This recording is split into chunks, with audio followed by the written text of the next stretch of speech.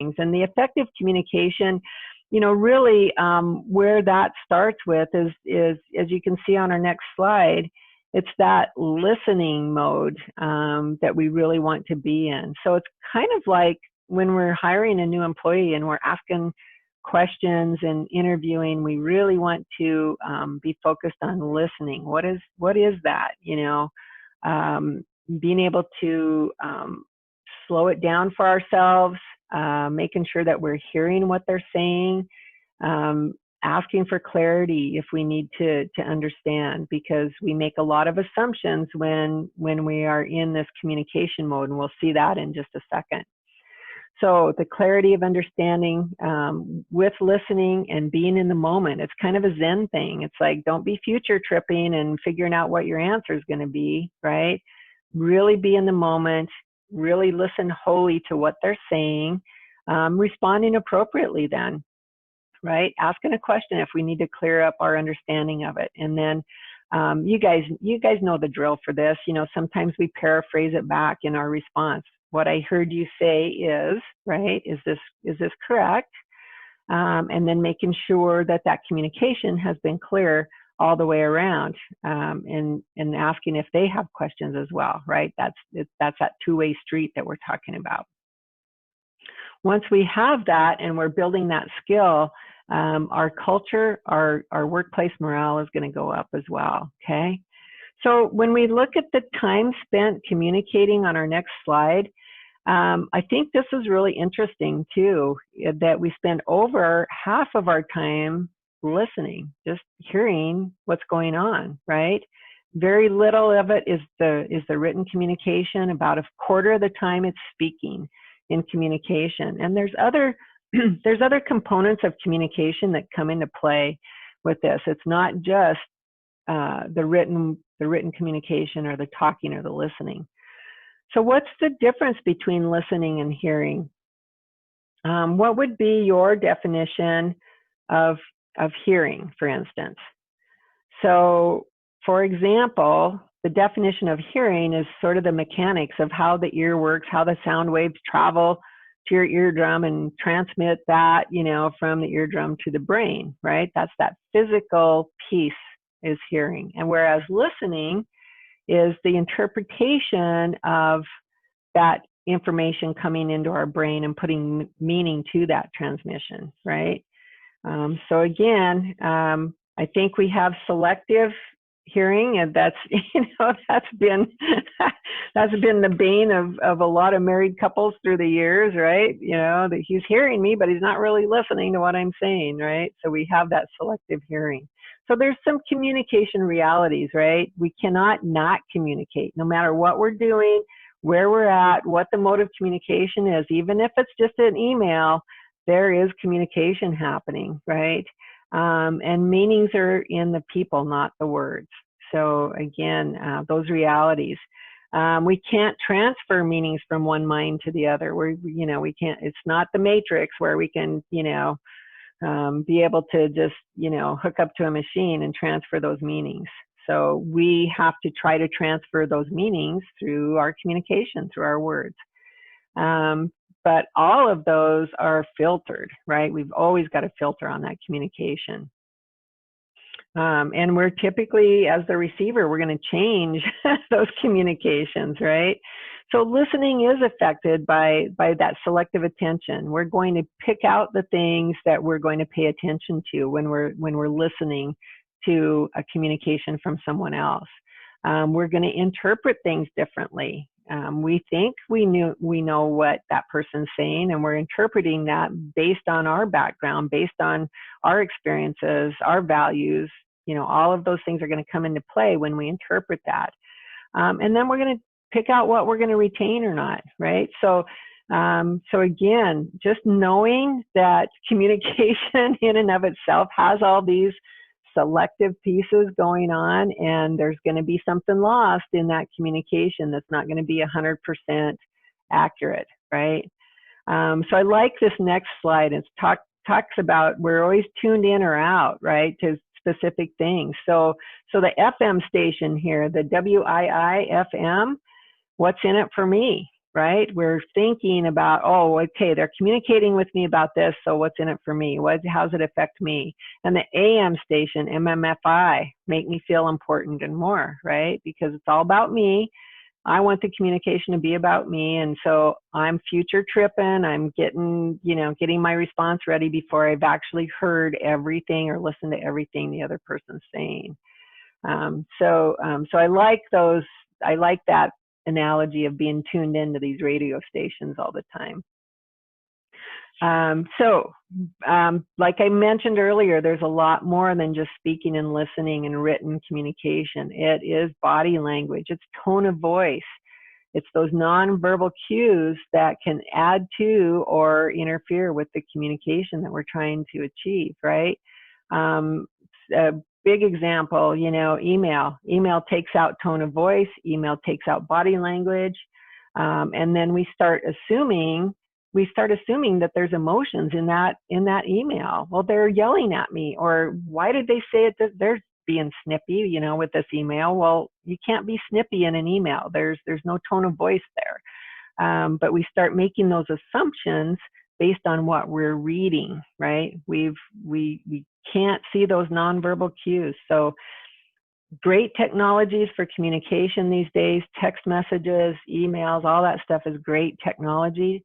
But just knowing that there's going to be a little bit lost in that type of communication. And sometimes a better way of communication is to actually speak to the person, right? So I like this too, these little statistics. We can listen a lot faster than we can talk, right? So if we get that tune out again, we're tuning in and out to that radio station. Again, we can selectively retain things. We can gloss over those other 350 words, right? So just knowing that we can really get ahead of ourselves because we can listen much faster than we can talk. So some tips to improve our listening abilities, right? Just staying neutral, right? Not getting our emotions involved or our biases or our opinions, giving complete attention, just being open, getting in that Zen mode again, right? Being in the moment. We can take notes. That's a really good way for me to capture what that communication is from that other person, just jotting down a few notes. If we are face-to-face in that communication, looking for those nonverbal signals that might be coming across, right? Some other tips, trying to eliminate or minimize distraction, making sure we're not trying to form our response before they're done talking, right? Just hold off on that a little bit until we hear the whole thing. Getting verbal agreement, getting an action plan in place that we can both live with, reaching that common ground. And listening is hard work. It's not an easy skill to build. So again, looking at these tips and practicing, again, mastering the art of listening effectively, right? So when you're the speaker, when you are the communicator, double check your nonverbal skills. What's my body language? How am I coming across? Encouraging others to speak, observant, pace with the other individual. You may have to slow things down or speed it up, speed it up if you're losing their attention and their eyes are gazing over or something, right? Have your content ready, have those bullet points ready to go and know what we want to say.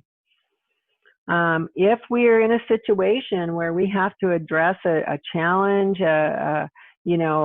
poor performance, poor behavior on the other person's part, know how far to go and when to stop with that, right?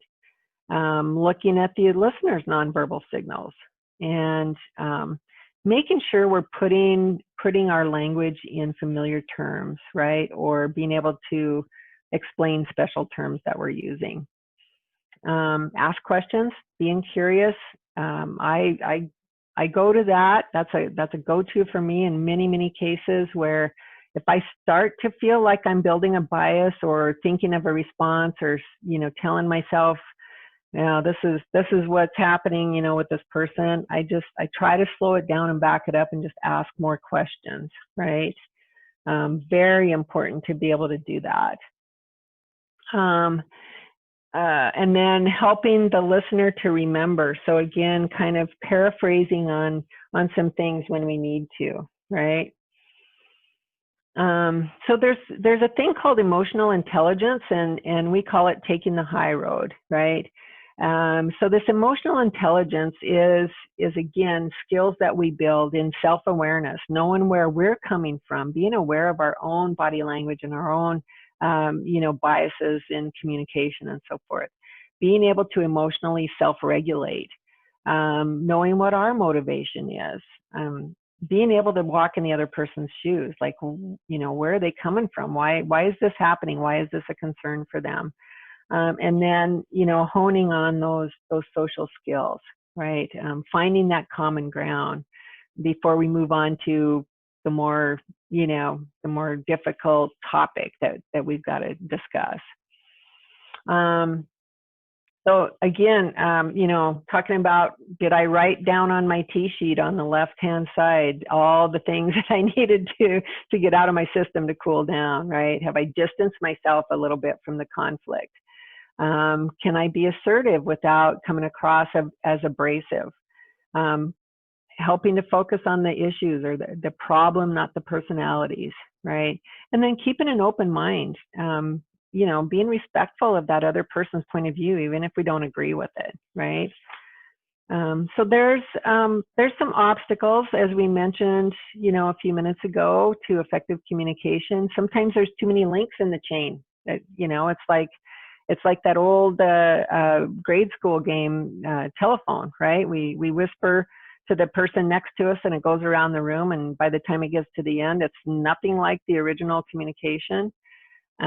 Too much overload at once of information, being too vague about our messages or not defining our expectations, not knowing our audience, right? What's their concerns and their priorities?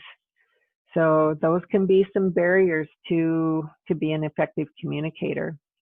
So when we consider our audience, right, what's important to them, what's at stake for them, and are there any special issues that they may be dealing with or that may be top of mind for them that we didn't know about earlier?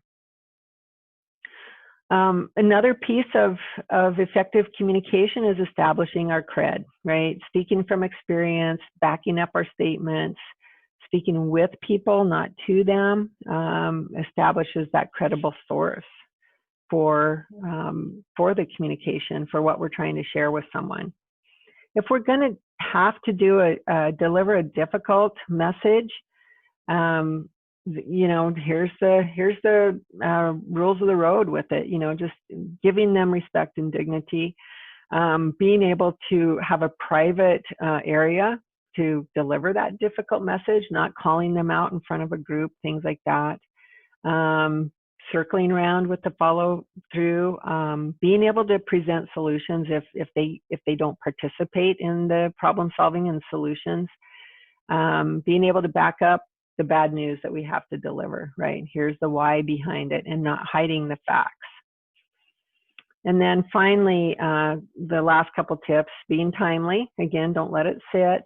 No surprises when possible. This could be something that you've been coaching someone along with for a while. And now we have to go to, a little bit higher level, a more formal corrective action process maybe. And there's not going to be any surprises. You've already had those check-in meetings. You've already verbally counseled with them and shown them and very clearly instructed them what needs to get fixed, right? Showing empathy without kind of, falling into that pitfall of getting too involved with the drama in their lives and so forth can be very, very effective. So again, paying attention to our own nonverbal communication, some things that can convey impatience, right? Defensive postures, not making eye contact. Again, sort of that hostile or defensive posture with our body language can come across, in different ways for people. What shows nervousness, you know, signaling defeat. And this can be some things that we could observe in the other person too. How are they reacting to the information they're getting from us, right? So, so again, just some ideas there. And what do we do now? Again, those emotional intelligence components, being self-aware, self-regulated, being as transparent as possible, right? And taking every chance we can to educate and teach. And also kind of looking in the mirror, right? How are we coming across to others? How are we impacting others? Maybe even taking on a feedback partner that, you know, somebody that's a safe sounding board. Hey, this is what I need to talk to this person about. This is the issue. This is what I'm thinking about telling them, right? Use that as a sounding board and being able to kind of practice what that approach is going to be, right? And we talked about this, choosing a good time and place to have that communication. Using the language of grace. And what I mean by that is you know, when we start using terminology, terms like you and you always or you never, the you things, right, instead of I. So try to use that language of grace. When this happens, it prevents me from being able to do my work and meet my deadlines.